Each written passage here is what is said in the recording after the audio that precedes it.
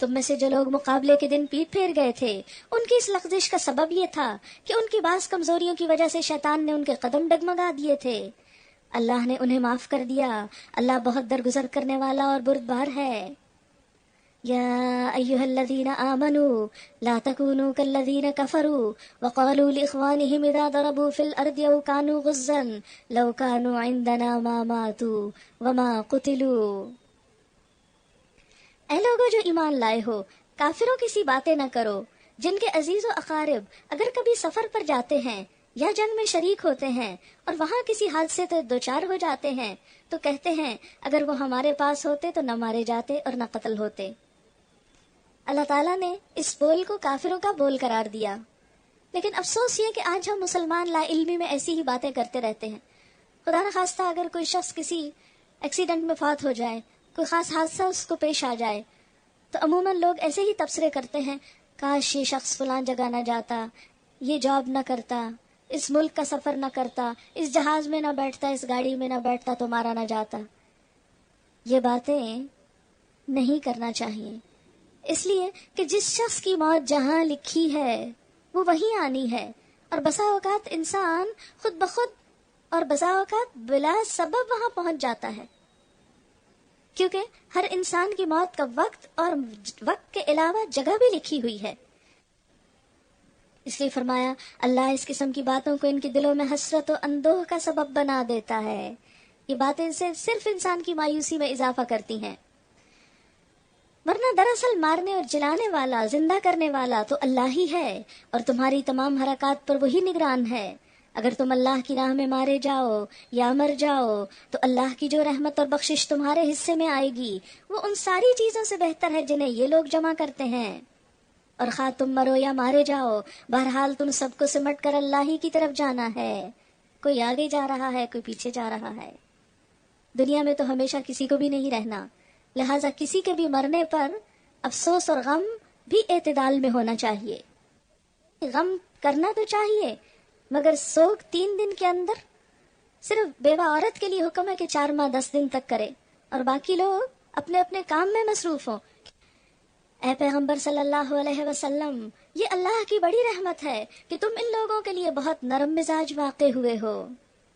یہ ایک قائد کی صفت بیان کی جا رہی ہے، ایک بہترین لیڈر کی، کہ وہ اپنے فالوورز کے لیے نرم مزاج ہو. ورنہ اگر کہیں تم تند خو اور سنگ دل ہوتے تو یہ سب تمہارے گرد و پیش سے چھٹ جاتے. ان کے قصور معاف کر دو، ان کے حق میں دعائے مغفرت کرو. یعنی جنگ احد میں ناکامی میں چونکہ صحابہ کا اختلاف اور کچھ ایسی چیزیں نافرمانی شامل تھی، تو ظاہر ہے جس کا ری ایکشن یہ ہونا چاہیے تھا کہ ان کے ساتھ اس کا جواب دیا جاتا ان کو، لیکن فرمایا نہیں، ان کو معاف کر دو اور دین کے کام میں ان کو بھی شریک مشورہ رکھو. عام طور پر انسان تنگ نظری کا شکار ہوتا ہے. ذرا کسی سے تکلیف پہنچی اس کو کاٹ کے رکھ دیا، ذرا کسی سے کوئی پریشانی ہوئی اس سے بول چال چھوڑ دی. بسا اوقات انسان اپنے رشتہ داروں اور خاندان والوں تک سے کٹ کر رہ جاتا ہے اور بالکل آئسولیٹڈ ہو جاتا ہے. اسلام کیا کہتا ہے؟ دل کو بڑا کرو، دوسروں کے قصور معاف کرو، دوسروں کی غلطیوں اور خامیوں پر نظر ڈالنے کی بجائے ان کی اچھائیوں کو دیکھو، کیونکہ ہر انسان انسان ہے اور انسان کمزور ہے. اگر انسان دوسروں کی کمزوریوں کو معاف نہ کرے تو کبھی بھی ان کی اچھائیوں سے فائدہ نہیں اٹھا سکتا. اگر آپ کسی بھی انسان کے خیر سے مستفید ہونا چاہیں تو اس کے لیے شرط ہے کہ اس کی کمزوری، غلطی اور خرابی کو معاف کر دیں، نظر انداز کر دیں. پھر جب تمہارا عزم کسی رائے پر مستحکم ہو جائے تو اللہ پر بھروسہ کرو. اللہ کو وہ لوگ پسند ہیں جو اسی کے بھروسے پر کام کرتے ہیں. اللہ تمہاری مدد پر ہو تو کوئی طاقت تم پر غالب آنے والی نہیں، اور وہ تمہیں چھوڑ دے تو اس کے بعد کون ہے جو تمہاری مدد کر سکتا ہو؟ بس جو سچے مومن ہیں ان کو اللہ ہی پر بھروسہ رکھنا چاہیے.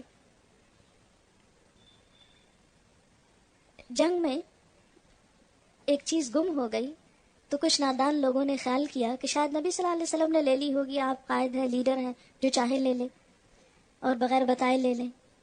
حالانکہ آپ ایسا نہیں کرتے تھے. تو اس پر یہ آیت نازل ہوئی، کسی نبی کا یہ کام نہیں ہو سکتا کہ وہ خیانت کر جائے، اور جو کوئی خیانت کرے تو وہ اپنی خیانت سمیت قیامت کے روز حاضر ہو جائے گا. پھر ہر شخص کو اس کی کمائی کا پورا پورا بدلہ مل جائے گا اور کسی پر کچھ ظلم نہ ہوگا. بھلا یہ کیسے ہو سکتا ہے کہ جو شخص ہمیشہ اللہ کی رضا پر چلنے والا ہو وہ اس شخص کی طرح کام کرے جو اللہ کے غضب میں گر گیا ہو اور جس کا آخری ٹھکانہ جہنم ہو جو بدترین ٹھکانہ ہے. اللہ کے نزدیک دونوں قسم کے آدمیوں میں بدرجہ فرق ہے اور اللہ سب کے اعمال پر نظر رکھتا ہے. در حقیقت اہل ایمان پر تو اللہ نے یہ بہت بڑا احسان کیا کہ ان کے درمیان خود انہی میں سے ایک ایسا پیغمبر اٹھایا جو اس کی آیات انہیں سناتا ہے، ان کی زندگیوں کو سنوارتا ہے، ان کو کتاب اور دانائی کی تعلیم دیتا ہے، حالانکہ اس سے پہلے یہی لوگ کھلی گمراہیوں میں پڑے ہوئے تھے. اور یہ تمہارا کیا حال ہے کہ جب تم پر مصیبت آ پڑی تو تم کہنے لگے یہ کہاں سے آئی، حالانکہ جنگ بدر میں اس سے دگنی مصیبت تمہارے ہاتھوں فریق مخالف پر پڑ چکی ہے. اے نبی صلی اللہ علیہ وسلم ان سے کہو یہ مصیبت تمہاری اپنی لائی ہوئی ہے، اللہ ہر چیز پر قادر ہے. جو نقصان لڑائی کے دن تمہیں پہنچا وہ اللہ کے اذن سے تھا اور اس لیے تھا کہ اللہ دیکھ لے کہ تم میں سے مومن کون ہے اور منافق کون. وہ منافق کہ جب ان سے کہا گیا او اللہ کی راہ میں جنگ کرو یا کم از کم اپنے شہر کی مدافعت ہی کرو تو کہنے لگے اگر ہمیں علم ہوتا کہ آج جنگ ہوگی تو ہم ضرور تمہارے ساتھ چلتے. یہ بات جب وہ کہہ رہے تھے اس وقت وہ ایمان کی بنسبت کفر سے زیادہ قریب تھے. وہ اپنی زبانوں سے وہ باتیں کہتے ہیں جو ان کے دلوں میں نہیں ہوتی. یعنی منافق کی سب سے بڑی پہچان کیا ہے؟ اندر کچھ باہر کچھ، دل میں کچھ زبان پہ کچھ. ہم سب اس کسوٹی پہ اپنے اپنے آپ کو پرکھیں کیونکہ کوئی اور ہم کو نہیں پرکھ سکتا. کیا واقعی جو کچھ ہم کہتے ہیں وہی ہمارے دل میں ہوتا ہے؟ اور جو کچھ وہ دلوں میں چھپاتے ہیں اللہ اسے خوب جانتا ہے. یہ وہی لوگ ہیں جو خود تو بیٹھے رہے اور جو ان کے بھائی بند لڑنے گئے اور مارے گئے ان کے متعلق انہوں نے کہہ دیا اگر وہ ہماری بات مان لیتے تو نہ مارے جاتے. ان سے کہو اگر تم اپنے اس قول میں سچے ہو تو خود تمہاری موت جب آئے اسے ٹال کر دکھانا. جو لوگ اللہ کی راہ میں قتل ہوئے ہیں انہیں مردہ نہ سمجھو، وہ تو حقیقت میں زندہ ہیں، اپنے رب کے پاس رزق پا رہے ہیں.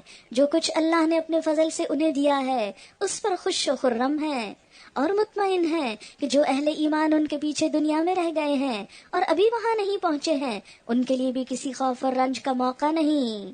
وہ اللہ کے انعام اور اس کے فضل پر شاداں و فرحاں ہیں اور ان کو معلوم ہو چکا ہے کہ اللہ مومنوں کے اجر ضائع نہیں کرتا. جن لوگوں نے زخم کھانے کے بعد بھی اللہ اور رسول کی پکار پر لبیک کہا ان میں جو لوگ نیکوکار اور پرہیزگار ہیں ان کے لیے بڑا اجر ہے. اور جن سے لوگوں نے کہا تمہارے خلاف بڑی فوجیں جمع ہوئی ہیں ان سے ڈرو تو یہ سن کر ان کا ایمان اور بڑھ گیا اور انہوں نے جواب دیا کہ ہمارے لیے اللہ کافی ہے اور وہی بہترین کارساز ہے. آخرکار وہ اللہ تعالیٰ کی نعمت اور فضل کے ساتھ پلٹ آئے، ان کو کسی قسم کا ضرر بھی نہ پہنچا اور اللہ کی رضا پر چلنے کا شرف بھی انہیں حاصل ہو گیا. اللہ بڑا فضل فرمانے والا ہے. اب تمہیں معلوم ہو گیا کہ وہ دراصل شیطان تھا جو اپنے دوستوں سے خواہ تم کو ڈرا رہا تھا. لہٰذا آئندہ تم انسانوں سے نہ ڈرنا، مجھ سے ڈرنا اگر تم حقیقت میں صاحب ایمان ہو.